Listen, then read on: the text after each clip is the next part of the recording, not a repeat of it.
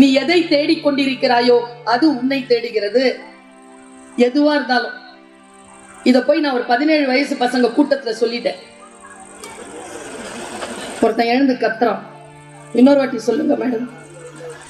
நீ எதை தேடிக்கொண்டிருக்கிறாயோ அது உன்னை தேடுகிறது. நிஜமாவா மேடம்? நம்பலாமா மேடம்?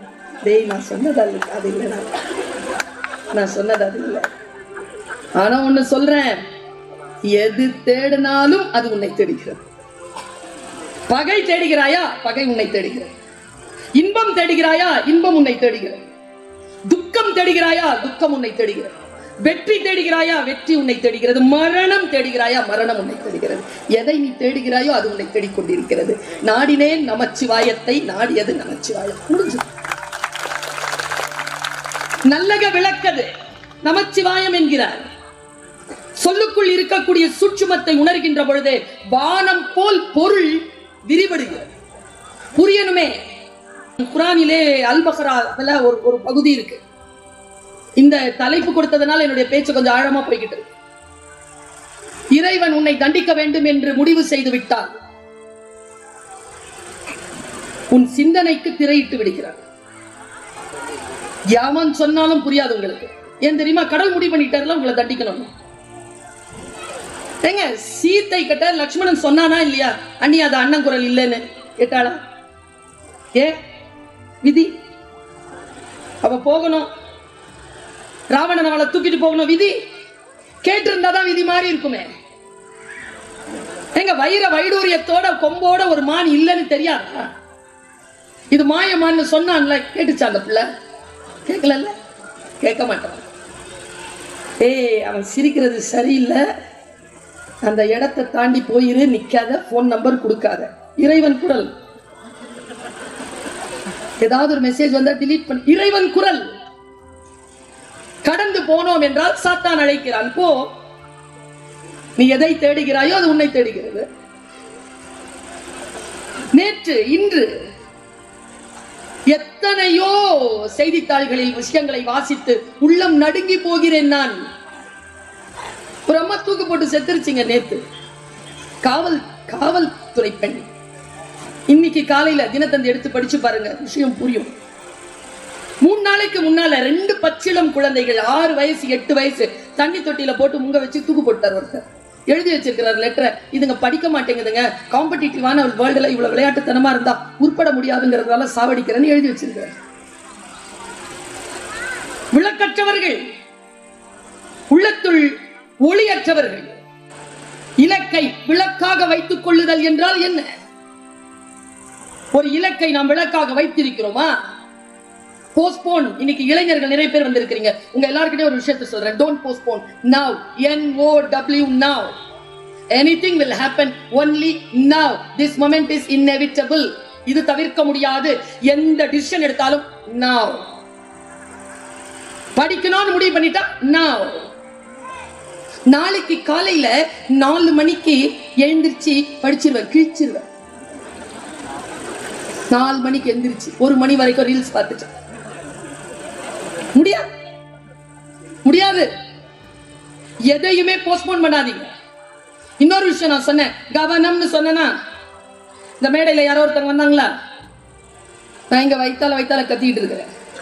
எத்தனை பேர் அதை வெடிக்க பார்த்துக்கீங்க? கவனம் ஒரு வினாடியில் சிதறுகிறது. இலக்கை விளக்காக வைத்திருக்கின்றவர்கள் கவனத்தை சிதறடிப்பதே இல்லை. நம்மில் பல பேருக்கு இலக்கை நிர்ணயிக்கவே தெரியவில்லை. நான் உங்களுக்கு 5 விதிகளை சொல்லித் தருகிறேன். இன்றைக்கு உங்கள் இலக்கை நீங்கள் சரியாக நிர்ணயம் செய்து கொள்ளுங்கள். நான் என் இலக்கை சரியாக நிர்ணயம் செய்திருக்கிறேன். இல்லை என்றால் இந்த வயதில் உங்களுக்கு முன்னால் வந்து நிற்க மாட்டேன். என் இலக்கம் என்ன தெரியுமா? நான் இப்படி சொல்றேங்க, யாரும் வருத்தப்படாதீங்க. 30 ஆண்டுகளாக மேடையில் பேசிக் கொண்டிருக்கிறேன். நான் ஸ்டாப். கடந்த 3 ஆண்டுகளாகத்தான் என்னை பரவலாக தெரிகிறது. 27 ஆண்டுகள் பரவலாக என்னை தெரிந்து கொள்வதற்காக நான் விதைத்திருக்கிறேன்.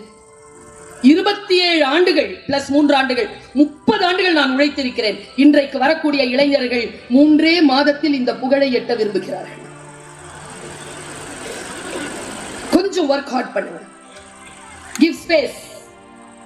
இன்றைக்கு வேலை செய்யுங்கள், அது உங்களுக்கு கிடைக்கும்.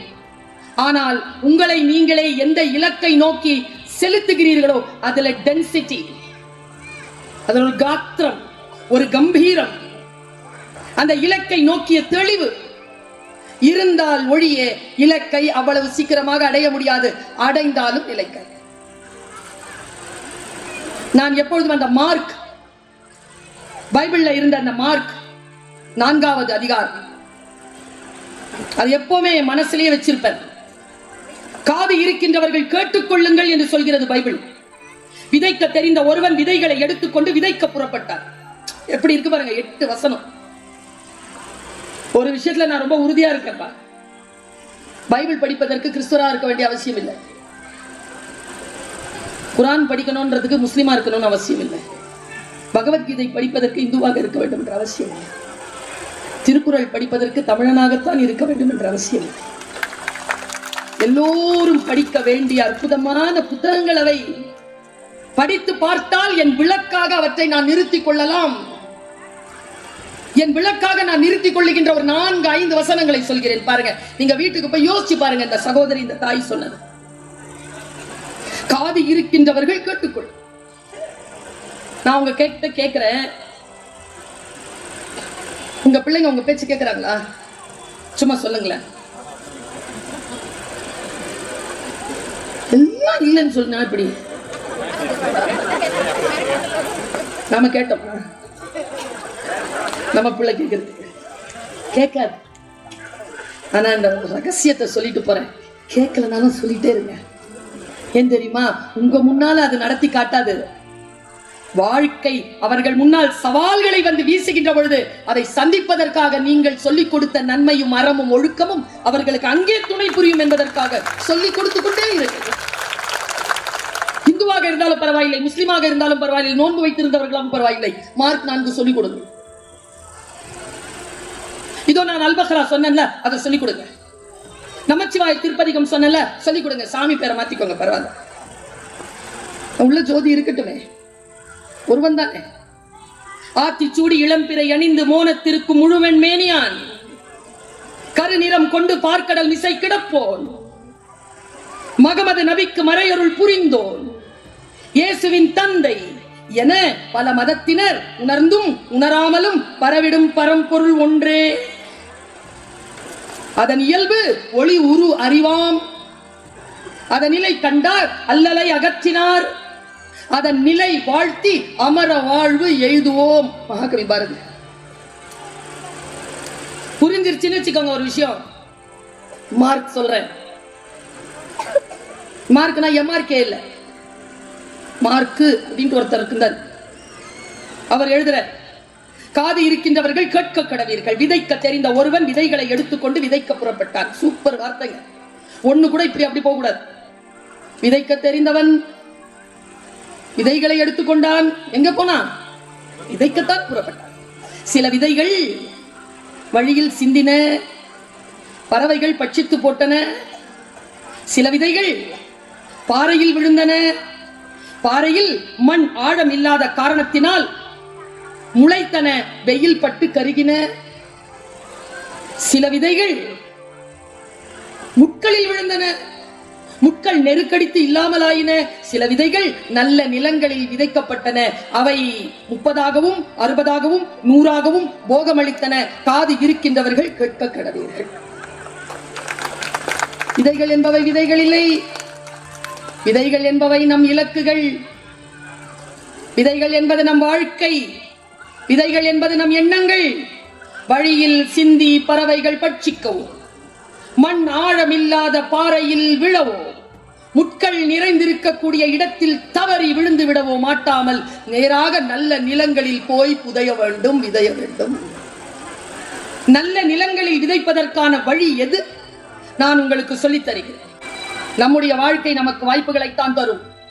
ஒருபோதும் அது நமக்கு வெற்றிகளை தரும். வாய்ப்புகளை பயன்படுத்திக் கொண்டு நாம் தான் வெற்றிகளை தேடிக்கொள்ள வேண்டும். வெற்றின்னு ஒண்ணு கிடையாது இந்த உலகத்துல, வாய்ப்பு தான். வாய்ப்பை சரியா பயன்படுத்திக்கிறியா வெற்றியாளர். வெற்றியை சரியாக உள்வாங்கிக் கொள்கிறாயா சாதனையாளர். பல நேரங்களில் வெற்றியாளர்கள் கீழே விழுவதற்கு என்ன காரணம் தெரியுமா? வெற்றியை கொண்டாடி தீர்த்து விடுகிறீர்கள். எனர்ஜி எல்லாம் வேஸ்ட் ஆயிடும். வெற்றியை turn into responsibility. வெற்றியை பொறுப்பாக்கிக் கொள்ளுங்கள். முதலா வர்றது பெரிய விஷயம் இல்லப்பா. போன எலெக்ஷன்ல ஜெயிச்சது பெரிய விஷயம் இல்ல. எந்த எலெக்ஷன் வந்தாலும் ஜெயிக்கணும். இலக்கை நிர்ணயித்துக் கொள்ளுங்கள். தோற்று போனீர்களா? எகிரி பாஞ்சு அடிச்சு பாருங்க. வெற்றி ஒருவேளை அவர்கள் கொஞ்சம் சுணக்கமாக இருக்கின்ற பொழுது உங்கள் கையில் வந்துவிடலாம். நல்லா தெரிஞ்சுக்கோங்க. தேடி வந்தது ஒன்றாக இருக்கலாம். இலக்கு மிகச் சிறப்பாக வைத்திருக்கின்றவர்கள் தேடி வந்ததை விட சிறப்பானதை பெற்றுக் கொள்கிறார்கள். இது வாழ்க்கையின் ரகசியம். என்னுடைய அம்மா,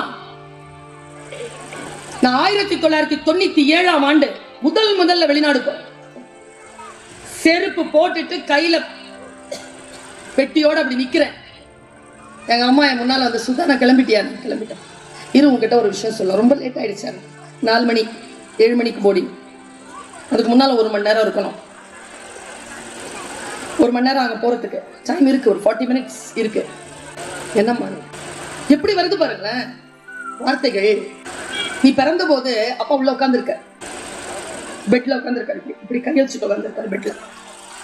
நீ முன்னால இப்படி கையை வச்சுட்டு இப்படி என்ன பார்த்துட்டு இருக்காரு. நீ பிறந்த போது உங்க அப்பா உன்னை பார்க்க வரல. எப்போ சொல்றீங்க நீங்க? இப்ப ஏன் சொல்றீங்க? வாழ்க்கையில் மகிழ்ச்சியான தருணம் இது. என் அப்பா தான் எனக்கு எல்லாமே. ஏன் பார்க்க வரல? அம்மா உண்மையா சொல்றீங்களா? அப்பாவை பார்த்து தலை குடிச்சிட்டு, அம்மா உண்மையதான் சொல்றேன். பார்க்க வரலையா? ஏன்? கருப்பா பிறந்துட்ட, பொண்ணா பிறந்துட்ட, நிஜமாவாப்பான்னு கேட்டேன். அப்பா தலை குடிச்சு. அம்மா சொல்றாங்க, கோசாஸ்பத்திரியில உன்னை பெத்தெடுத்த 3 நாள் கீழே எடுத்து போட்டாங்க. கீழே படுத்தா ஜன்னி வந்துரும். உன்னை மடியிலேயே வச்சிருந்தேன். பயத்துல பால் வரல. பழைய துணியில உன்னை சுத்திக்கிட்டு வெளியில வரேன். கையில ஒரு கூடையை எடுத்துக்கிட்டு 1 ரூபா கையில இருந்தது. 75 பைசா துப்புரவு தாய்மார்களுக்கு கொடுத்துட்டேன். 25 பைசா இருந்தது. வெளியில வந்தேன். பஸ் ஏற தெரியாது. அப்பா வீட்டுக்கு போக வழி தெரியாது. எப்ப சொல்றாங்க இத? மகிழ்ச்சியினுடைய உச்சகட்டத்தில், கர்வத்தின் உச்சகட்டத்தில் முதலாக அப்படி கிளம்புற புயல் மாதிரி நிறுத்தி சொல்லுது எங்க அம்மா. சரி, வெளியில வந்த மாமா வீட்டுக்கு போக தெரியும், தாத்தா வீட்டுக்கு போக தெரியும், அப்பா வீட்டுக்கு போக தெரியாது. பார்டர் தோட்டத்துல இருக்கு மாமனார் வீடு. கூட்டு போவியான்ட்டு ஒரு ரிக்ஷாக்காரர்கிட்ட கேட்டேன். ரிக்ஷாக்காரர் 1 ரூபா கேட்டார். என்கிட்ட 1 ரூபா இல்ல, பச்சை உடம்புக்காரி, புருஷன் பார்க்க வரல, பொம்பளை பிள்ளையா பெத்துட்டேன், வீட்டுக்கு கொண்டு போய் விடுவியா இல்லையா? துப்டி போட்டுட்டு அம்மா கேக்குது கையில. நான் சரி எவ்வளவு வச்சிருக்க? 4 வச்சிருக்கேன். ஆனா 4 உனக்கு கிடையாது. 15 பைசா பிள்ளைக்கு பாலுக்கு வேணும், 10 பைசா தரும். ஏறு அப்படின்னாலாம். ஏறினாங்களா? அப்ப என் கால் 2ம் இப்படி தொங்கிக்கிட்டு இருந்துச்சா. அந்த பாதம் இத்தினூண்டு 2 பாதம் பிங்க் கலர்ல அழகா தொங்கிட்டு இருந்துச்சு. அப்படி சொல்லிட்டு அம்மா சொல்றாங்க, இந்த அழகா பிங்கா தொங்குச்சு இல்ல அந்த 2 காலு. நான் சொன்ன கருப்பா பிறந்தேன்னு. இல்ல கருப்பா பிறந்தாலும் பச்சை பிள்ளைக்கு கால் பிங்கா தான் இருக்கும். 5 பிள்ளை பெற்றவங்க பொய்யா சொல்ல போறாங்க. சரி, அதை பார்த்தேன். இப்படி ஆட்டிக்கிட்டு இருந்தது காலை. அந்த 2 கால் தான் இப்ப ஃபிளைட் ஏற போகும். காலை பார்த்துட்டே சொல்றேன், ஃபிளைட் ஏற போனா அங்க எங்கேயாவது தண்ணி இருந்ததுன்னு வச்சுக்க, கடல் தண்ணி, கால் நினைச்சிரு. ஏமா என் புள்ள முதலா போய் வெளிநாட்டுல கடல்ல கால் வைக்குது. அந்த அவன் கால் தொட்ட தண்ணி உலகெல்லாம் சுத்தம். ஏதோ சாமி வந்த மாதிரி பேசிச்சு எங்க அம்மா. அப்புறமா சொன்னாங்க, சரி போயிட்டு வந்தாங்க. நான் அம்மா சொன்ன மாதிரி கால் தண்ணியில நினைச்சேன். 31 நாடுகளுக்கு மேல் பயணம் செய்திருக்கேன் வெளிநாட்டு. நுட்பமான ரகசியம் சொல்லவா? ஒரு டிக்கெட்டை கூட என் சொந்த செலவுல வாங்கினதில்லை. இப்ப வந்துட்டு போறதையும் மாவட்ட நிர்வாகம் தான் கொடுக்குது. எங்க ஆரம்பிச்ச பயணம் தெரியுமா? அந்த ரிக்ஷாக்காரன் அந்த 10 பைசா வாங்கலையா.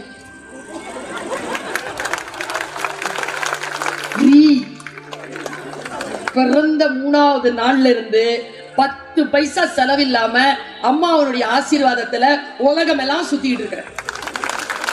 ஏன் தெரியுமா? என் இலக்கு விளக்கு. என் இலக்கு வெறும் சாதாரணமான இருட்டல்ல. என் இலக்கு விளக்கு. உன் உதடுகளில் இருந்து எந்த வார்த்தை வந்து விட்டாலும் அந்த வார்த்தை அடுத்தவர்களுடைய வாழ்க்கையில் ஒரு தீபத்தை ஏற்றி வைத்து விட வேண்டும். என்னப்பா என்னிடத்தில் சொல்லிவிட்டு போறேன். விளக்கை இலக்காக வைத்துக் கொண்டிருக்கின்றவர்களை பிரபஞ்சம் பார்த்துக் கொள்கிறது. தெரியுமா உங்களுக்கு? நீங்கள் உங்களை பார்த்துக் கொள்ள வேண்டாம், பிரபஞ்சம் உங்களை பார்த்துக் கொள்ளும். ஆனால் இலக்கை சரியாக வைக்கம் பொட்டாமல் உங்களை தடுப்பது எது? நான் 5 விஷயங்களை உங்களுக்கு சொல்லிவிட்டு போகிறேன். கவனம். கவனத்தோடு இந்த சகோதரி சொல்வதை கேட்டுக்கொள்ளுங்கள். முதல் விதி, ஃபார்முலா, இந்த பிரபஞ்சத்தில் நீங்கள் எதை செய்தாலும், நாம் எதை செய்தாலும் அது நமக்கே திரும்பி வரும். எதை செஞ்சாலும் திரும்பி வரும். தப்பு செஞ்சேன்னு வச்சுக்கோயேன், அம்மா அப்பா கிட்ட மன்னிப்பு கேட்கலாம், வைஃப் கிட்ட மன்னிப்பு கேட்கலாம், கணவர் கிட்ட மன்னிப்பு கேட்கலாம், குழந்தைகள் கிட்ட மன்னிப்பு கேட்கலாம். அவர்கள் நம்மை மன்னிப்பவர்கள். ரகசியம் என்ன தெரியுமா? அவர்கள் நம்மை மன்னித்து விடுவார்கள். ஆனால் நாம் செய்த தவறுகள் நம்மை மன்னிப்பதில்லை. அது நம்மை பின்தொடரும். தவறுகள் செய்யாமல் எப்படி நம்மை நாமே காப்பாற்றிக் கொள்வது? அதற்குத்தானே அறம் பேசுகின்ற இலக்கியங்கள், அதற்குத்தானே புத்தகங்கள், அதற்குத்தானே சிந்தனை கூடங்கள், அதற்குத்தானே பள்ளி படிப்பு, அதற்குத்தானே கல்வி கூடங்கள், அதற்குத்தானே கோவில்கள், அதற்குத்தானே மஸ்ஜிதுகள், அதற்குத்தானே சர்ச்சுகள், அதற்குத்தானே தலைவர்கள், அதற்குத்தானே கொள்கைகள், திட்டங்கள் எல்லாம். மிகச்சரியாக ஒன்றை புரிந்து கொள்வது, நான் உங்களுக்கு ஒரு விஷயத்தை ரொம்ப ஆழமா என் உறவுகளை சொல்லிவிட்டு போகிறேன். இந்த பிரபஞ்சத்திற்கு நீங்கள் எதை தருகிறீர்களோ அதை திருப்பி தரும். இந்த திருப்பி தரும் அப்படிங்கிற ஒரு விஷயம் நான் நிறைய பேசியிருக்கேன். நினைவுபடுத்திக் கொள்வதற்காக சொல்ல, ஒரு டைரக்டர், அந்த டைரக்டர் ஸ்ட்ரகிள் பீரியடுக்கு வந்திருக்கார் நம்ம சென்னைக்கு. வந்துட்டு உட்கார்ந்து அந்த தேனாம்பேட்டையில ஒரு அறையில் உட்கார்ந்து ரொம்ப ஸ்ட்ரகிள் பண்ணிட்டு இருக்கும்போது வீட்டுல இருந்து போன் வருது. அவங்க அப்பா இருந்துட்டார். அவர் நிறைய கதைகள் எடுத்து நிறைய கம்பெனிஸ்க்கு கொடுத்துருக்காரு. நேரா ஓடி போய் அவங்க கதவுகளை தட்டுறதுக்கு நேரம் இல்லை. 200 ரூபாய் கேட்டுட்டு சாவுக்கு போயிட்டு வந்துட்டார். வீட்டுக்கு வந்துட்டு சாவை எடுத்துட்டு வீட்டுக்கு வந்தது. அவர் எழுதுறாருங்க Facebookல. நான் பயந்து போனதை படிச்சு. அவர் என்ன சொல்றார், நான் வீட்டுக்கு வந்துட்டேன், திரும்பவும் சென்னைக்கு வந்துட்டேன், அம்மா கடிதம் போடுது, 16வது நாள் அப்பாவுக்கு காரியம் பண்ணணும், 1500 ரூபாய் இருந்தாதான் ஊர்ல மரியாதை, 1500 ரூபாயோட 15வது நாளே வந்துருது. 1500 ரூபாய் எங்க இருக்கு? 200 ரூபாய்க்கே மேல கீழாயிட்ட முடிவு பண்ணியிருக்கார். எல்லா நடிகர்கள் கதவையும் போய் தட்டி இருக்கார். யார்கிட்டெல்லாம் கதை கொடுத்தாங்களோ அதுல ஒரு கதவு தான் மணிவண்ணன் சார் கதவு. நடிகர் மணிவண்ணன் தெரியும் தானே? அவர் கதவு தட்டியிருக்காரு. அவர் உள்ள வந்துடுவார். சார், அப்பா செத்துட்டாரு சார், 16வது நாள் காரியத்துக்கு போகணும், எனக்கு ஒரு 1500 ரூபாய் வேணும். சும்மா கொடுக்க வேணாம் சார், உங்ககிட்ட ஒரு கதை இருக்காது, நீங்க எடுத்துக்கோங்க, நான் கையெழுத்து போட்டு கொடுத்துறேன், அதுக்கு பதில் 1500 ரூபாய் தாங்க சார். மணிவண்ணன் சார் சொன்னாரா, லூசா நீ, இது 1500 ரூபாய்க்கு விற்கிற கதையா? நீ முதல்ல போய் அப்பா காரியத்தை முடிச்சுட்டா நம்ம படம் பண்ணலாம். 1500 ரூபாய் கொடுத்து அனுப்பிச்சிருக்காரு. அவர் போயிட்டு திரும்பி வந்தாரு. அவர் ஒரு ஹிட் வந்து ஒரு 12-15 படம் கொடுத்துட்டாரு. மணிவண்ணன் சார் வந்து நிறைய படங்கள்ல நடிச்சிருக்காரு. 12-18 வருஷம் கழிச்சு மணிவண்ணன் சாரை பாக்குறாரு அந்த இயக்குனர். பார்த்தப்போதான் ஞாபகம் வருது, அப்பா சாவுக்கு காரியத்துக்கு அவர் கொடுத்த 1500 ரூபாய் அவர் திருப்பி தரவே இல்லை. சார் இப்பதான் சார் ஞாபகம், சாரி சார், உங்ககிட்ட நான் ஒரு 1500 ரூபாய் வாங்கினேன். எங்க இவரு பெரிய பென்ஸ் கார்ல வந்து இறங்குறாரு, எல்லாம் பணம் பொருளுது, 1500 ரூபாய் கொடுக்குறேன் சார். மணிவண்ணன் சார் டைலாக் பாருங்க, வேணாம் கொடுத்துட்டேன். எப்படி சார், இது வரைக்கும் நீ எத்தனை படம் எனக்கு கொடுத்துருக்க? 10 படமாவது கொடுத்துருக்கேன். எவ்வளவு சம்பளம் கொடுத்துருக்க தெரியுமா இது வரைக்கும்? தெரியாது சார், ப்ரொடக்ஷன்ல கேட்டாதான் தெரியும். 75 லட்சம் ரூபாய் கொடுத்துருக்கேன் சார். அது வேற இது வேற சார். கிடையாது, அது வேற இது வேற கிடையாது. எப்படி சார் சொல்றீங்க? அன்னைக்கு ஒரு பையன் தன்னுடைய அப்பாவனுடைய திவசத்துக்கு காரியத்துக்கு போகணும்ட்டு 1500 ரூபாய் தேடிட்டு ஓடி திரிஞ்சுக்கிட்டு இருந்தால பிரபஞ்சம் கையில 75 ரூபாய் வச்சுக்கிட்டு இப்படி பார்த்துட்டே இருந்துதான். யார் கொடுக்குறாரு? மணிவண்ணன் சார் கொடுத்த உடனே மணிவண்ணன் சார் கையில அந்த 75 லட்சம் ரூபாய் கொடுத்துருச்சான். பிரபஞ்சம் கொடுத்துருச்சு பாருனாரா. நாம் செய்யக்கூடிய ஒரு காரியம், எங்க அம்மா சொல்லுவாங்க, யாருக்கேன்னு சாப்பாடு போட்டனா நன்றி எதிர்பார்க்காத, சாப்பாடு போய் வயிறு தணிஞ்சு குளிர்ந்த அந்த வினாடிக்கு நன்றி பிரபஞ்சம் குறித்து கொண்டது. யாரும் சொல்ல வேண்டிய அவசியம் இல்லை. எனக்கு தெரிஞ்சு பல பேர் இருக்கிறீங்க, ஏழைகளுக்கு சாப்பாடு போடுங்க. மதங்களிலும் அப்படி சொல்லப்பட்டிருக்கு. நான் கொஞ்சம் வித்தியாசமா யோசிக்கிறேன். பசித்தவனுக்கு தான் சோறு. அது பணக்காரன், நான் ஏழை என்ன, பசிக்குதா அவனுக்கு சோறு. பசித்தவனுக்கு சோறு. அறம் எங்கே வாழ்கிறது? எப்பொழுது அது விளக்காக எரிகிறது? 5 விதிகளில் ஒன்று, நீங்கள் எதை பிரபஞ்சத்திற்கு தருகிறீர்களோ அதை பிரபஞ்சம் உங்களுக்கு திருப்பி தரும். மத நம்பிக்கை கொண்டவர்கள், மத நம்பிக்கை கொள்ளாதவர்கள் எல்லாம் ஒரு புறமே நிற்பார்கள் பிரபஞ்சத்திற்கு முன். 2, மிக முக்கியமானது, வாழ்வில் எதுவும் அதுவாக நடப்பதில்லை. நமக்கு தேவையானதை நாம் தான் நடத்தி கொள்ள வேண்டும். அப்படியே நடந்துருமா? சும்மா இருந்தா நடந்துருமா? குவாண்டம் தியரி போய் படிச்சு பாருங்க. இந்த உலகத்தில் ஏதோ ஒரு வேளை ஒரு பெரிய சுவர் இருக்கு, அந்த சுவர்ல நீங்க அப்படி கடந்து போகணும் அப்படின்னா 10 லட்சம் முறை ட்ரை பண்ணீங்கன்னா குவாண்டம் தியரி ஒரு தடவை உங்களுக்கு வழி கொடுத்துரும் சுவர். ஆனால் அந்த ஒரு வழி எப்போ கிடைக்கும் தெரியாது. மண்டை உடைஞ்சு ஆஸ்பத்திரியில போய் செத்து போகலாம். தானாக நடக்கின்ற விஷயங்களுக்காக காத்திருக்காமல் நீங்கள் நடத்தி காட்டுங்கள். உங்களுக்கு தேவையானதை நீங்கள் தான் நடத்தி கொள்ளலாம். இதை இன்னைக்கு கையில விளக்கா எடுத்துட்டு போ. மூன்றாவது, சிலவற்றை ஏற்றுக்கொண்டால் மட்டுமே வாழ்க்கையில் மாற்றம் நிகழும். பெண்கள் இருக்கிறீங்களே அப்பா, எவ்வளவு பிடிவாதம். பாதிக்கப்பட்டவர் இருமி சிரிக்கிறார். அந்த பாதிக்கப்பட்டவரை சொல்றேன். குர்ஆன்ல ஒரு வார்த்தை இருக்கு, கணவன்மார்கள்லாம் ஒரு விஷயம் செய்வீங்களாம், என் பொண்டாட்டியை திருத்திரணும், என் பொண்டாட்டியை திருத்திரணும், நானும் 20 வருஷமா ட்ரை பண்றேன், அவன் திருந்தவே மாட்டேங்கிறான். நீங்க என்ன டீச்சர்? அவன் ஆன்சர் ஷீட்டா? திருத்தி கொடுக்கு. குர்ஆன் சொல்லுது, உங்கள் மனைவி உங்கள் விலா எலும்பிலிருந்து உருவப்பட்டவள். விலா எலும்பு வளைவாகத்தான் இருக்கும், நேராக்க முயற்சி செய்யாது. அதன் இயல்பு அப்படிதான் இருக்கும். எல்லாத்தையும் திருத்திட முடியாது, திருத்த வேண்டிய அவசியமும் கிடையாது. அதை நான் முதுகெலும்பா, உங்க நெஞ்செலும்பு அப்படிதான் இருக்கும். சில விஷயங்களை எப்படி புரிந்து கொள்வது? அந்த புரிந்து கொள்வதன் மூலமாக நான் எப்படி ஒன்றை ஏற்றுக்கொள்வது? கொரோனாவிற்கு பிறகு நான் என்னுடைய பிரார்த்தனையை மாற்றியிருக்கிறேன். பல இடங்களில் இதை சொல்லி இருக்கிறேன், உங்களுக்கும் கடத்தி விட்டு போகிறேன். இறைவா, அதுக்கு முன்னாலெல்லாம் ரொம்ப பெரிய பெரிய பெரிய வேட்டலா இருக்கு. இப்பெல்லாம் நான் எதுவுமே கேட்கறது இல்லை, பயமா இருக்கு கேட்கறதுக்கு. ஏன் தெரியுமா? அவன் நமக்கு அதை விட சிறப்பான திட்டம் வச்சிருந்தானா நாம இதோட நிறுத்திக்குவோம். அந்த ஒரு நம்பிக்கை வந்துருச்சு எனக்கு. எனது தேவை என்ன என்று படைத்த உனக்கு தெரியும், என் அவசரத்தில் புலம்பி உன் அருளில் என்ன குறையும்? நிறுத்துகிறது. கொரோனாவுக்கு அப்புறமா மன ஆழமாக பாதிக்கப்பட்ட நிலையில் நான் வைத்த பிரார்த்தனையை அப்படியே சொல்கிறேன். முடிந்தால் நீங்களும் அந்த பிரார்த்தனையை செய்யுங்கள். இறைவா, என்னால் எதை மாற்றிவிட முடியாதோ அதை முழுமையாக ஏற்றுக்கொள்ளக்கூடிய மனப்பக்குவத்தை எனக்கு தருவாயாக. எதை என்னால் மாற்றிவிட முடியுமோ அதை மாற்றுவதற்கான மன எழுச்சியையும் செயல் ஊக்கத்தையும் எனக்கு தருவாயாக. மூணாவது சென்டென்ஸ் தான் ரொம்ப முக்கியமானது. என்னால் எதை மாற்றிவிட முடியும், என்னால் எதை மாற்றிவிட முடியாது என்று பிரித்தறியக்கூடிய ஞானத்தை எனக்கு நல்குவாயாக. முக்கியம். எப்பொழுது இலக்கு விளக்காகும், விளக்காக அதை வைப்பதற்கான அந்த மனநிலை, அந்த ஞானம் நமக்கு வர வேண்டுமே. நிறைய பேருக்கு நான் வரும்பொழுது கூட ஒரு சார் கிட்ட கேட்டேன், 2 வருஷத்துல அவர் ரிட்டையர் ஆக போறோம். சும்மா அப்படி கேட்ட ஒரு வார்த்தை, சார் 2 வருஷத்துல ரிட்டையர் ஆக போறீங்களே, ஆஃப்டர் ரிட்டையர்மெண்ட் என்ன திட்டம் வச்சிருக்கீங்கன்னு கேட்டேன். தெரியலப்பா, 2 வருஷத்துக்கு அப்புறமா வாழ்க்கை இருக்குங்க, இன்னொரு 25-30 வருஷம். ரிட்டையர் ஆகிறதோட வாழ்க்கை முடியுதா?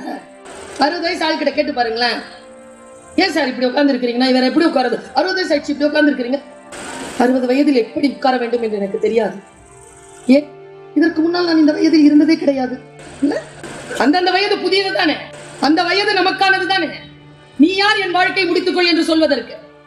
55 வயசு ஆச்சு இல்ல, உனக்கு என்ன பூ? நீ யார் அதை கேட்பது? உனக்கு என்ன மேட்சிங் பிளவுஸ்? வாழ்க்கை தான் மேட்சிங்கா கிடைக்கல, பிளவுஸாவது மேட்சிங்கா போடுறேன், உனக்கு என்ன பிரச்சனை? ஒரு வயசுக்கு அப்புறம் வாழவே கூடாதுங்கிற முடிவோடு இருக்குதுங்க இந்த ஜெனரேஷன் பிள்ளைங்க இருக்கிறாங்களே. எப்பா, முதல்ல நான் ஃபைனல் இயர் பிள்ளைங்களோட போய் நிற்பேன், அதுங்க என்னோட பேசுறாதான்னு ஃபர்ஸ்ட் இயர்ல. இப்போ ஃபைனல் இயர் போய் நிக்குது ஃபர்ஸ்ட் இயர் கிட்ட, அது பேசுறாதாங்க. வாழ்க்கை மாறி போச்சுங்க. நிறைய பேர் இங்க 90 கிட்ஸ் இருப்பீங்க, ரொம்ப பெருமைப்படாதீங்க. ஜெனரேஷன் Z, ஜெனரேஷன் Z வந்துருச்சு உங்களை ஜெயிக்கிறதுக்கு. இன்னொன்னு, நிறைய 64க்கு முன்னால பிறந்ததெல்லாம் பூமர்ஸ் கிண்டல் பண்ணிச்சிங்க. நான்லாம் ஜெனரேஷன் X, என் வயசுக்கு நான் ஜெனரேஷன் எக்ஸ்க்கு அப்புறமா மில்லேனியன்ஸ்க்கு அப்புறமா ஜெனரேஷன் Z, ஜெனரேஷன் Zக்கு அப்புறமா 2010ல பிறந்ததெல்லாம் ஜெனரேஷன் ஆல்பா. அது 15 வயசுல உட்காந்துக்கிட்டு இருக்கு. நீயும் ஒன்னும் பெருமைப்பட்டுக்காத. உன்னை தூக்கி முழுங்கி சாப்பிட்டு செரிக்கிறதுக்கு 2 மாசத்துக்கு முன்னால ஒண்ணு பிறந்துருச்சு, அதுக்கு பேர் ஜெனரேஷன் பீட்டா. இன்னும் 15 வருஷத்துக்கு அப்புறமா இன்னொன்னு பிறக்க போகுது, ஜெனரேஷன் காமா. ஒண்ணுக்கு ஒண்ணு அடிமைப்படுத்திக்கிட்டே. நான் பாவங்க, நாம தாங்க பெரியவங்க பேச்ச கேட்ட கடைசி தலைவர். இந்த சிண்டு நண்டு வாண்டு பேச்செல்லாம் கேட்க தொடங்கி இருக்கிற முதல் தலைவர். என்ன ஆட்டி படைக்குதுங்க. என் பிள்ளையதான் சொல்றேன், 800 கோடி மக்களும் ஒண்ணு, அவன் ஒண்ணு. சமாளிக்க முடியல சார். என் பேச்சை எல்லாரும் கேட்கறாங்க, ஆனா அம்மாவுக்கு தெரியணும். யார் சொன்னா அவன் கேட்பானா, அவங்க கூட கொண்டு போய் விட்டுறாரு. பல தத்தி அம்மாக்களுக்கு தெரியறதே இல்லை, எல்லாம் நானே சொல்லி தந்துருவேன். ஒரு அம்மா என்கிட்ட வந்துச்சு போன வாட்டி, ஒரு 4 மாசத்துக்கு முன்னால. 17 வயசு புள்ள, 42 வயசு ஆளை கல்யாணம் பண்ணிக்கிறேன்னு நிக்குது. மனசு வெம்பி போய் அந்த அம்மா ஓன்னு அழுது என்கிட்ட கொண்டாந்து நான் உட்காந்து கவுன்சிலிங் பண்ணிட்டேன். அது சொல்லிடுச்சு, மேம் படிக்கிறேன் மேம், இப்போ ஃபோன் அம்மாட்ட கொடுத்துருவேன் மேம், எனக்கு வேணாம், 5 வருஷத்துக்கு ஃபோன் கேட்க மாட்டேன். நான் அவளை கரெக்டாக அவள் விளக்க இலக்கா மாற்றி அவளை வெளியில் அனுப்புகிறேன். எழுந்துச்சு, thank you ma'am, like my mother, கையை பிடிச்சிட்டு போனான். வாசல் தாண்டலிங்க அவங்க அம்மா வந்தாங்க. என்ன சொல்கிறா அப்படின்னாங்க. அவள் இனிமேல் அவரோட பேச மாட்டாங்க, மொபைல் வாங்கிக்கோங்க, அவள் படிப்பா. அம்மா ரியாக்ஷன், சனியனே இதைத்தானே நான் 6 மாசம் சொல்றேன். அவ உடனே திரும்பி என்கிட்ட கேட்டா, மேம் நீங்க சொன்னது அவங்க சொன்னதும் ஒண்ணா? இல்ல அது வேற. யார் எதை சொல்வார்களோ அவர்களிடத்தில் குழந்தையை கொண்டு போய் விடணும். அந்த இலக்கை அவர்கள் நிர்ணயிக்கணும். அதை நாம் சீர்கெடுக்காமல் பார்த்து கொள்ள வேண்டும். நாம் சில விஷயங்களை ஏற்றுக்கொண்டால் எல்லாம் மாறும். 3, 4 நாம் மாறும்போது நம்மை பின்பற்றி நம் வாழ்வும் மாறும். இதை எழுதிட்டு போ. ஒருத்தர் சொன்னாரு, நான் யோகா செய்கிறேன் குருவே, நான் சந்தோஷமாக இருப்பேனா? சூப்பர் கேள்வி. குருநாதர் சூப்பரா என்ன மாதிரி ஒரு பதில் சொன்னார். நீ யோகா செய்தால் உன்னை சுற்றி இருக்கின்றவர்கள் மகிழ்ச்சியாக இருப்பாங்க. நீ தான் டார்ச்சர் பண்ற. நீ ஒழுங்கா இருந்தா சுற்றி இருக்கிறவங்க சந்தோஷமா இருக்கும். சில பேருக்கு வாழ்க்கையின் ரகசியங்கள் புரிவதே இல்லை. அவர்களுக்கான விளக்கு பல நேரங்களில் அவர்களுக்கு அனுபவத்தின் மூலமாக கிடைக்கிறது. அவர்களுக்கு அனுபவத்தின் மூலமாக அதை கிடைக்க செய்வதற்கு என்ன செய்யணும்? ஒரு கப்பல் போயிட்டு இருக்கு, ஒருத்தன் எப்ப பார்த்தா சில பேர் நெகட்டிவா பேசுவாங்க தெரியுமா? இருக்காங்களா? அதெல்லாம் ஒண்ணும் முடியாது. எங்க வேலைக்காரமா எங்கிருந்தோ வந்தாள், இடைசாதி நான் என்றாள், இங்கிவளை நான் பெறவே என்னதான் செய்தேன். போன் எடுத்து 10 மணிக்கு கேட்டான், என்னக்கா சமைக்கிறது? அடுத்த சென்டென்ஸ், வீட்டுல ஒண்ணுமே இல்லக்கா. ஒண்ணுமே இல்லைன்னா கத்திரிக்காய் இருக்குது, அவரைக்காய் இருக்கு, முள்ளங்கி இருக்குக்கா, வேற ஒண்ணுமே இல்லக்கா. 3:10 தாங்க. நல்லா ட்ரெஸ் பண்ணிட்டு போவாங்க காலேஜ்ல. உள்ள நுழைஞ்சோட அந்த மாதிரி ரிட்டையர் ஆயிடுச்சு. இப்போ அந்த உள்ள நுழைஞ்சோடன்னு சொல்லும். நல்லா அப்படி கம்பீரமா உட்காருவேன். என்ன பருவீங்க நல்லா இருக்கு. சிலது நாம சந்தோஷமாவே இருந்துடக்கூடாதுங்கிறதுல உறுதியா இருப்பாங்க. யார்கிட்ட கேட்டு பாருங்களேன், ஏய் நல்லா இருக்கிறியான்னு. சூப்பரா இருக்கிறேன்னு சொல்லுங்களேன். கேட்டா மூஞ்சி துணுங்க. நாம நாசமா போயிட்டு இருக்கோம். இது மட்டும் இப்படி நல்லா இருக்குது. நேற்று இப்படிதான் ஒருத்தர் சொல்லிட்டு இருந்தா, இன்னைக்கு இல்ல. அது சொல்லணும்னா அவருக்கு நான் தாண்டி போவே முடியாது. நெகட்டிவ் ஃபோர்ஸ்ல இருக்கிறவங்களோட தான் வாழ்கிறோம். ஆனால் ஒன்று சொல்லுகிறேன், நீங்கள் முடிவு செய்து விட்டால், உங்கள் இலக்கை நீங்கள் முடிவு செய்து விட்டால், யாருடைய நெகட்டிவ் முரண்பாடான சொற்களும் எனர்ஜியும் உங்களை பாதிக்கவே பாதிக்காது. ஆனா அந்த டிட்டர்மினேஷன் நமக்கு வர்றதில்லையே. ரொம்ப நுட்பமான ஒரு ரகசிய தேனி மக்களுக்கு சொல்லிட்டு போவா பெண்களுக்கு. அவன் என்ன நினைப்பான், இவன் என்ன நினைப்பா, யாருமே நம்மளை பத்தி ஒண்ணுமே நினைக்கிறது இல்லை. அதான் சத்தியம். நாமளவா நினைச்சுக்கிறோம், நம்மளை பத்தி தான் நினைச்சிட்டு இருக்கிறாங்கன்ட்டு. ஒரு 3 நிமிஷம் பேசுவாங்க நம்மளை பத்தி. அப்புறம் என் வாழ்க்கை என்னுடையது, என்னுடைய வாழ்க்கையை நான் தான் செலுத்திக் கொள்ள வேண்டும். யார் எதை சொன்னாலும் அதை அறிவுரையாக பெற்றுக் கொள்ளலாமே தவிர மனம் வாடுவதற்கு அதில் ஒன்றுமே கிடையாது என்பதனை புரிந்து கொள்ளுகின்ற பொழுது வாழ்க்கையின் இலக்கு விளக்க புரிந்து கொள்ள வேண்டும். ஒருத்தங்க நம்ம கிட்ட ஏதேனும் ஒரு விஷயத்தை சொல்றாங்க அப்படின்னா அவங்களுடைய இன்டென்ஷனை புரிஞ்சுக்கோங்க. அடுத்தது நான் சொல்லுகிறேன், மிக முக்கியமானது 5வது விதி. நேற்று, இன்று, நாளை 3ம் ஒன்றோடு ஒன்று தொடர்பு கொள்ளும். ஒன்றை அறுக்கவே முடியாது. Link, interlink. ஆனா ஒண்ணு ஜெயிச்சுட்டு போலாம், இல்லாமல் செய்ய முடியாது. பேசிய பேச்சு எனர்ஜி இல்லாமல் ஆகாது. ஒரு எனர்ஜி இன்னொன்றாக மாறுமே தவிர எனர்ஜி இல்லாமல் ஆகாது. நீங்கள் எது பேசினாலும் பிரபஞ்சத்தில் அது கடைசி வரைக்கும் இருக்கும். நாம இந்த போன்ல பேசினாலே சர்வர்ல இருந்து எடுத்துறோம், பிரபஞ்சம் எடுத்துரும். மிக கவனமாக நம் வார்த்தைகளை வடிவமைத்துக் கொள்ளுதல், இலக்கை வடிவமைத்துக் கொள்ளுதல். எனக்கு தெரிஞ்சு ஒரு பிச்சைக்காரர் உட்கார்ந்து இருந்தார். ராஜா அந்த வழியா போன ராஜா வந்து என்ன பண்ணார், நம்ம நல்ல நிறைய பேருக்கு இலக்கு இல்ல தெரியுமா? இன்னைக்கு நாள் நல்லா ஓடினா போதும், இலக்குன்னு ஒண்ணு பெருசா கிடையாது. இன்னைக்கு சாப்பிட்டோமா, இன்னைக்கு அன்றாடம் சாப்பிட்ட ஹேவ் கோல். அதுக்காக திட்டமிடு, தொட்டுவிடு. அதை திட்டமிட்டு தொடுவதற்காகத்தான் வாழ்க்கை உங்களுக்கு நேரத்தை தந்திருக்கிறது. இதை எப்படி வடிவமைக்கிறது, இலக்கை எப்படி உயர்வா வச்சுக்கிறது? சின்ன விஷயங்களுக்கு ரொம்ப கவனம் செலுத்தாதீங்க. ஒரு ரொம்ப ஆழமான ஒரு விஷயத்தை சொல்லிட்டு போறேன். கிளாரான ஒரு அம்மா, நான் பிச்சைக்காரனை பத்தி வர மறுபடியும். கிளாரான ஒரு அம்மா 97 வயசுல இறந்து போனாங்க. அவங்க தான் ரெட் கிராஸை கண்டுபிடிச்சவங்க.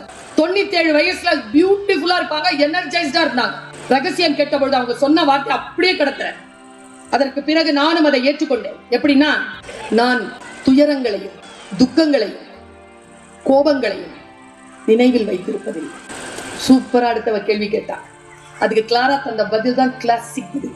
அந்த துயரங்களையும் துக்கங்களையும் யாரேனும் நினைவுபடுத்தினால் அப்படி இருப்பாங்களா கூட மறந்துருப்போங்க. உங்க மனைவி மட்டும் இப்ப உயிரோட இருந்தாங்க, ஓ துக்கத்தை கிளப்புற. உங்க அம்மா நம்ம மாதிரி வராதுல்ல, அந்த வேலை மட்டும் போகாம இருந்தா போலீஸ்ல மட்டும் நீங்க சிக்கம். துக்கம் யாரு? என் துயரம் அது, நான் செய்த பிழை அது, பிளாக் ஸ்பாட் அது. விட நான் நினைவு கொள்வதையே எனக்கு கஷ்டமா இருக்கு, நீ ஏன் நினைப்பு கொடுக்குற? சரி, உங்களை யாரேனும் நினைவுபடுத்தினால் கிளாரா சொன்ன கிளாசிக் பதில், நான் அவர்கள் நினைவுபடுத்தினால் நான் அதை மறந்து விட்டதை நினைத்துக் கொள்கிறேன். உங்களுக்கு நீங்கள் தான் உதவி செய்ய முடியும். இப்படித்தான் நாம் உதவி செய்ய முடியும். பிச்சைக்காரன் உட்கார்ந்து இருந்தான், இலக்க பெருசா வைங்கிறதுனால சொல்றேன். இலக்கு மட்டும் நீங்க நிர்ணயம் பண்ணிட்டீங்கன்னா உங்க மனசுல அதுல இருந்து மாறாது. அதனால் எதை நிர்ணயம் செய்கிறீர்கள் என்பது தெளிவாக. அவன் கையில செப்பு காசு ஒண்ணு போட்டார் ராஜா. அவன் பிடிக்க போனவன் விட்டுட்டான் கேட்ச். IPL பார்க்காதவன் போல கீழே விழுந்துருச்சு சாக்கடையில. சாக்கடையில கைய போட்டான். ராஜாக்கு மனசு கஷ்டமாயிடுச்சு. போடாத போடாத, வெள்ளிக்காசு வச்சு போடா. வெள்ளிக்காசு வாங்கிட்டு மறுபடியும் கை போட்டான்.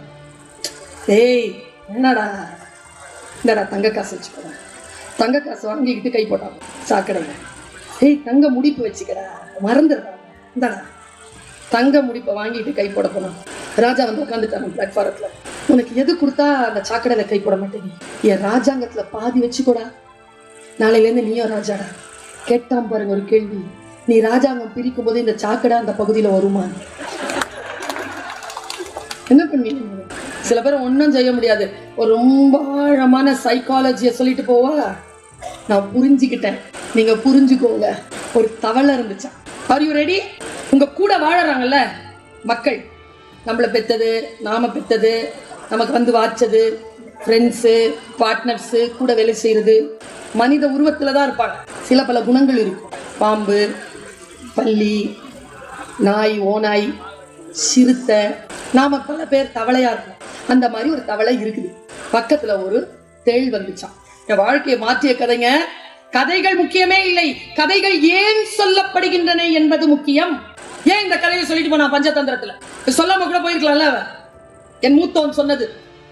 தவளை இருந்துச்சான், அந்த தவளை கிட்ட ஒரு தேள் வந்துச்சான். தேள் வந்துட்டு, நான் அக்கறை கிராஸ் பண்ணணும், என்னை கூட்டிட்டு போய் விடுறியான்னு கேட்டுச்சான். தவளை சொல்லிச்சான், நான் மாட்டேன். ஏன்? நீ கொட்டிட்டனா லூசா, நீ எனக்கு உதவி தானே செய்யற, நான் ஏன் உன்னை கொட்ட போறேன்? நான் கொட்டினாதான் நானும் சாவேனே.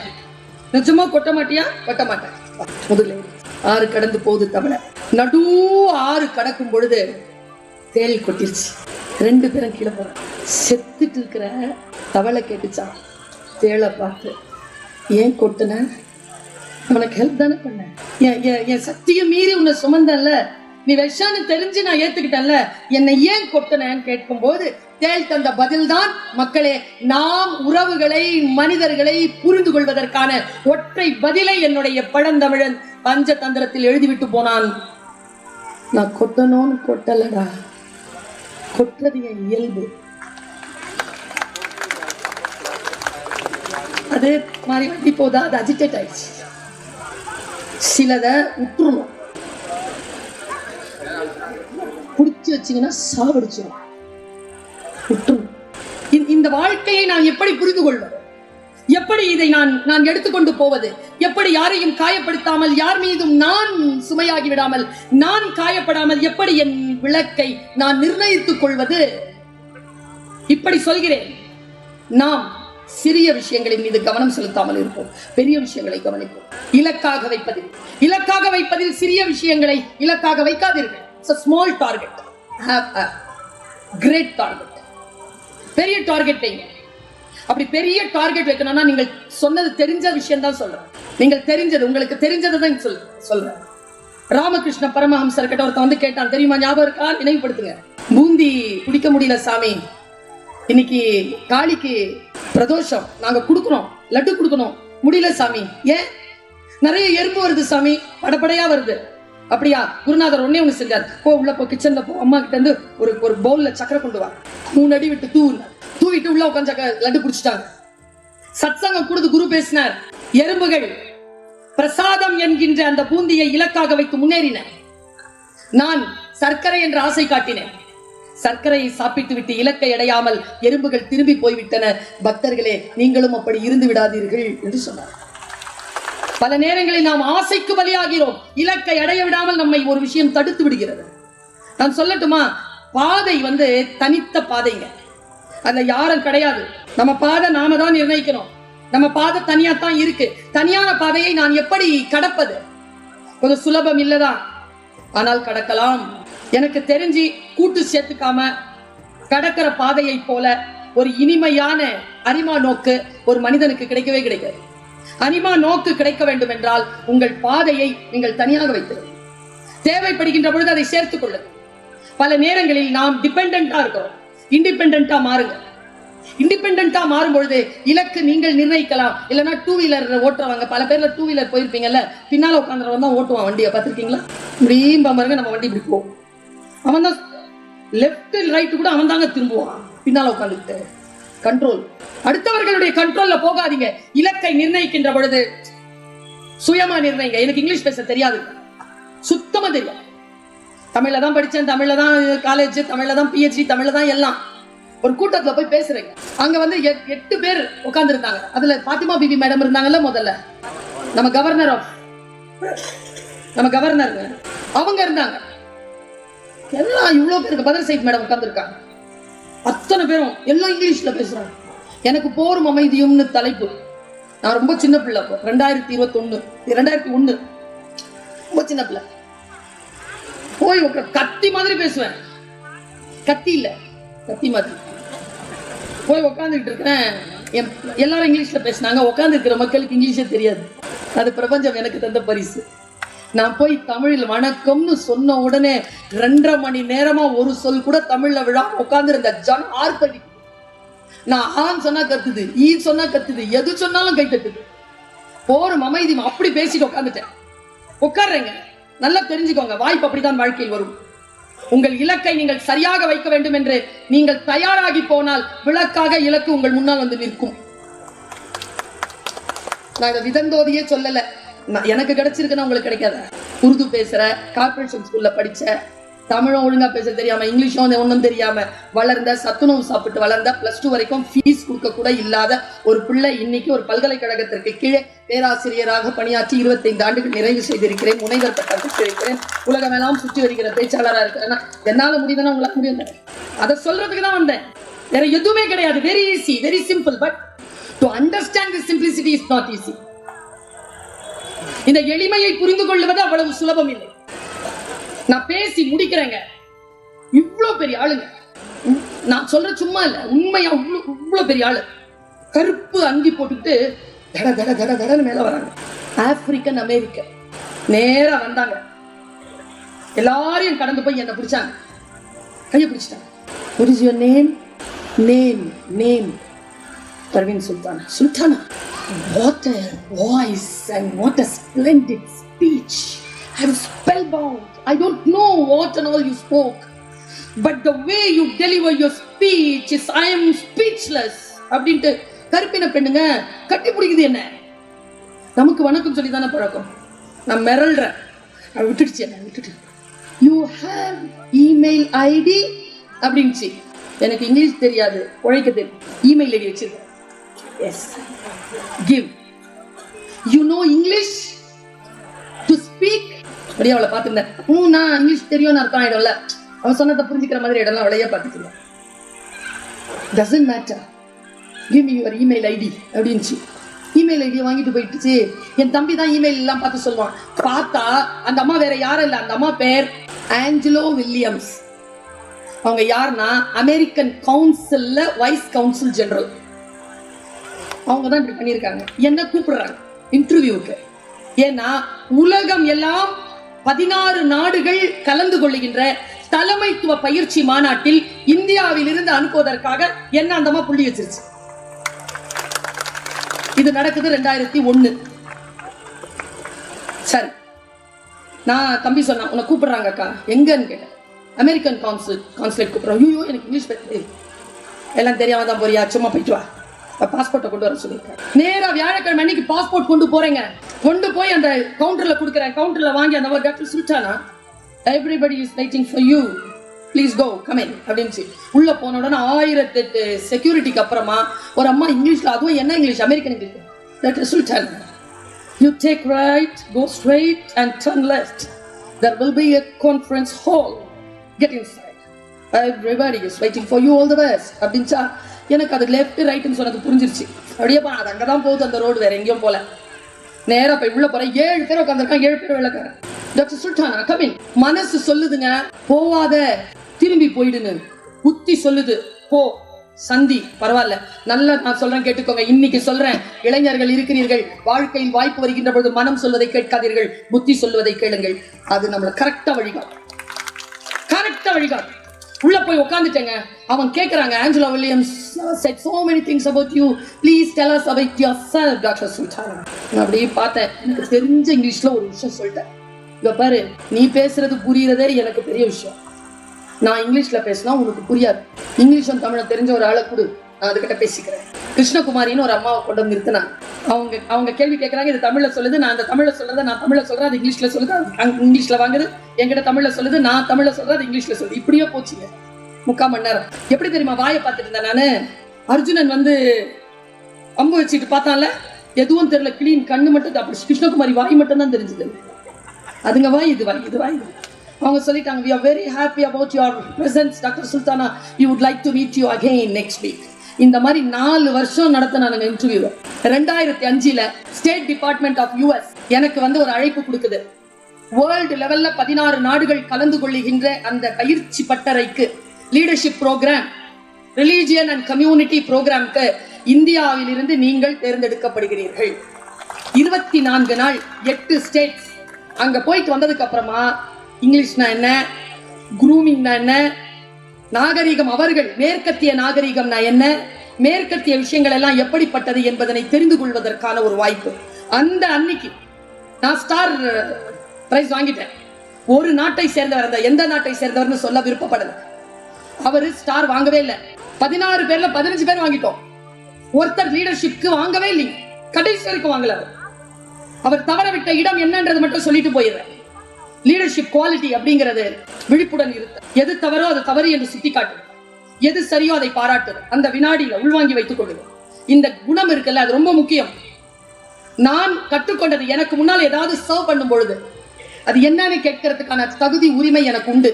விஷமா வச்சிருவாங்க தின்னு அப்படின்னு யாரும் சொல்லக்கூடாது. நான் கற்றுக்கொண்டது, நான் சில விஷயங்கள் ஹலால் தான் சாப்பிடுவேன், நான் ஹராம் சாப்பிட மாட்டேன். எனக்கு ஹராம் எது ஹலால் எது நான் கேட்டாதானே எனக்கு தெரியும். கேள் என்கிறது, கேட்டு சாப்பிடு.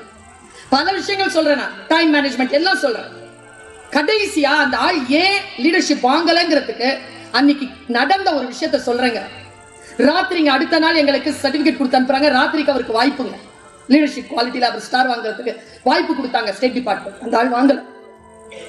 என்ன தெரியுமா, அன்னைக்கு சாயந்தரம் எல்லாருக்கிட்டையும் கேட்டாங்க என்ன சாப்பிட போறீங்கன்னு. நாங்கெல்லாம் ஒவ்வொரு சாப்பாடு சொன்னோம். அவர் வந்து இடியாப்பமும் மீன் குழம்பும் சொன்னார். ஸ்ட்ரிங் ஹாப்பர் அண்ட் மீன் கறி, ஃபிஷ் கறி.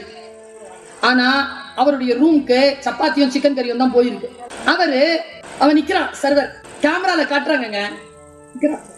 Sir may go, you can check your meal. திறந்து பார்க்குறேன், மறுபடியும் திறந்து பார்க்குறேன், ஓகே கோ அப்படின்னு இதை காட்டிட்டு அவங்க சொன்னாங்க, அந்த லீடர் சொன்னாங்க, நீ நினைப்பது உனக்கு முன்னால் வரவில்லை என்றால் ஏன் வரவில்லை என்று கேட்பதற்கான உரிமை யாருக்கு இருக்கிறதோ, யாருக்கு அந்த தைரியம் இருக்கிறதோ அவர்கள் தான் தலைவர்களாக வர முடியுமே தவிர எல்லாவற்றையும் அக்செப்ட் பண்றவங்க இருக்காங்கல்ல, நமக்கு அப்படி ஒரு மரபு சொல்லி தரப்பட்டது. அக்செப்ட் பண்ணு, டோன்ட் அக்செப்ட், அக்ரி பண்ணுங்க. பல நேரங்கள்ல அக்ரி பண்ணுங்க, அக்செப்ட் பண்ணாதீங்க. பல நேரங்கள்ல அக்செப்ட் பண்ணுங்க, அக்ரி பண்ணாதீங்க. இந்த வித்தியாசம் நமக்கு தெரிய வேண்டும்.